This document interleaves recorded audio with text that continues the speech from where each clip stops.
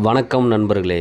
இன்று நம்ம வீடியோவில் என்ன பார்க்க போகிறோம் அப்படின்னா, விழுப்புரம் ரயில் நிலையம் பராமரிப்பு பணி காரணமாக 31 மற்றும் 1ஆம் தேதி விழுப்புரம் வழியாக செல்லும் ரயில்கள் இயங்காது என அப்படின்னு அறிவிச்சிருக்காங்க.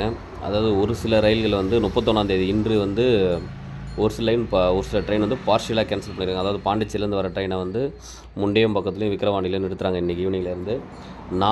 நாளைய தினம் 1ஆம் தேதி 1/9/2024 அன்று பாண்டிச்சேரியிலேருந்து விழுப்புரம் வரைக்கும் இருக்க எந்த ட்ரெயினுமே இயங்காது.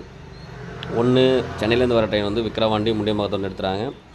இந்த பக்கம் வந்து திருக்கோவில் திருவண்ணாமலை வழியாக வர ரயில்களை வந்து வெங்கடேசபுரத்தோடு நிறுத்துகிறாங்க.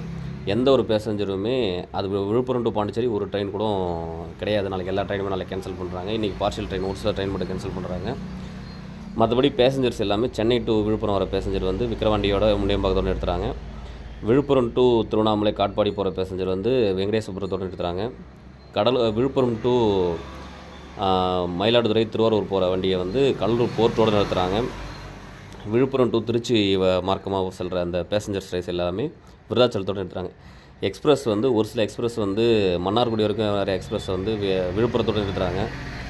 ஒரு சில விழுப்புரம் டு திண்டுக்கல் வண்டியை வந்து விருதாச்சலத்தோடு நிறுத்துகிறாங்க. அந்த மாதிரி நிறைய ட்ரெயின் நாளைக்கு வந்து நிறுத்துகிறாங்க. விழுப்புரம் ஸ்டேஷன் எதுக்கும் வராது.